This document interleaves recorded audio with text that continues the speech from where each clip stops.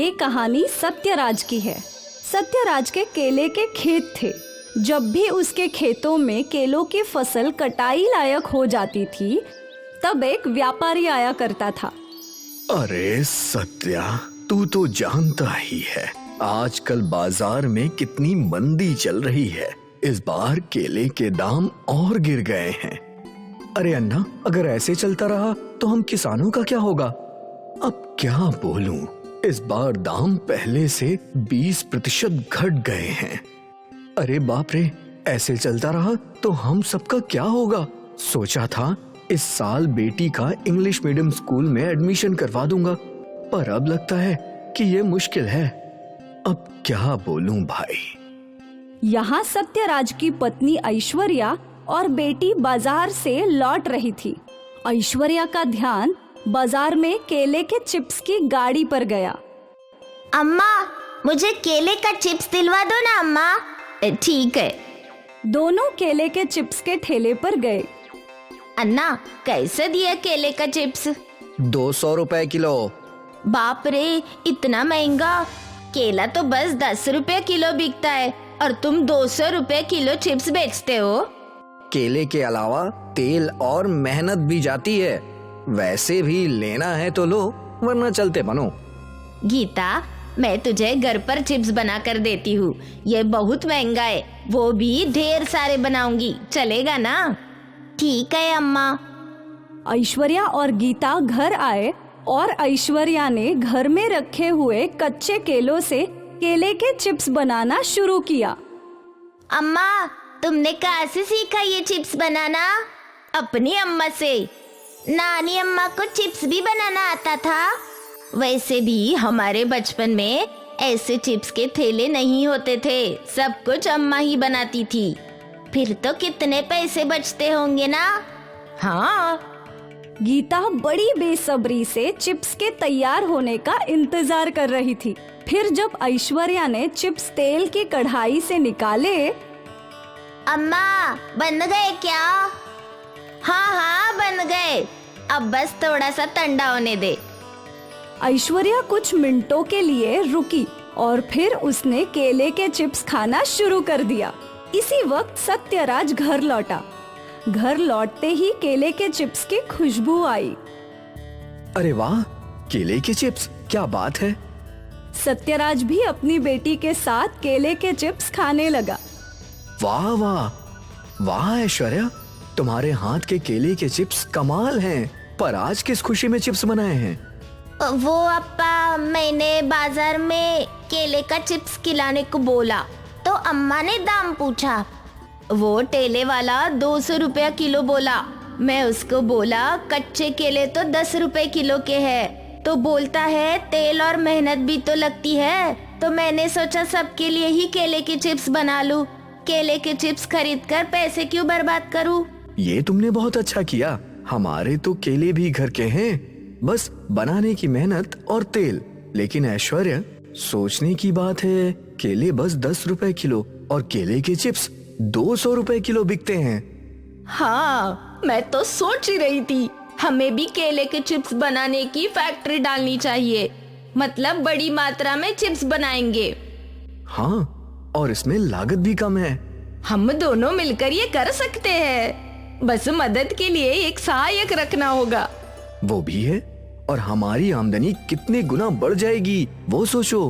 अगर केले के चिप्स हम 150 रुपए किलो भी बेचते हैं तो सब हमसे ही खरीदेंगे। बिल्कुल। वैसे भी केले की फसल का दाम दिन ब दिन कम होता जा रहा है। मैं सोच रहा था कि हम क्या कर सकते हैं। तुमने अच्छा आइडिया दिया है ऐश्वर्या। जल्द ही सत्यराज ने घर के बाहर एक शेड बना दिया। इस शेड में उसने बड़ा सा चूल्हा बनाया, जिस पर एक बड़ी कढ़ाई लगा दी। फिर सत्यराज, ऐश्वर्या और उनकी सहायक ने मिलकर कच्चे केलों से केले के चिप्स तैयार कर लिए। ऐश्वर्या ने नमक और मसाला मिलाया और तैयार हो गए केले के चिप्स। फिर इन केले के चिप्स को लेकर सत्यराज शहर की दुकानों में गया। अन्ना, ये ताजे केले के चिप्स हैं, मेरे खुद के खेत के हैं। मैंने अभी केले के चिप्स बनाने शुरू किए हैं। क्या आप अपनी दुकान के लिए ये चिप्स खरीदेंगे? पहले मैं खुद टेस्ट करूंगा। सत्यराज ने उसके सामने चिप्स रखे। उस आदमी ने केले के चिप्स खाए। वाह, ये तो बढ़िया है। क्या दाम लोगे इनका? 150 रुपए किलो। ठीक है, मुझे 5 किलो दे दो और अपना नंबर भी दे दो। खत्म होंगे तो फिर कॉल करूंगा। ठीक है ना? सत्यराज कई और दुकानों पर गया और उसने सभी को अपने केले के चिप्स बेचे। जब वो घर पहुंचा तो उसके अधिकतर केले के चिप्स बिक चुके थे। ये देखो ऐश्वर्या, आज 30 किलो चिप्स बिके हैं। 4,500 रुपए एक दिन की कमाई है। बाप रे! ये 10 किलो बच गए हैं। शायद कल तक ये भी बिक जाएंगे। अच्छा है। तभी सत्यराज के मोबाइल पे कॉल आया।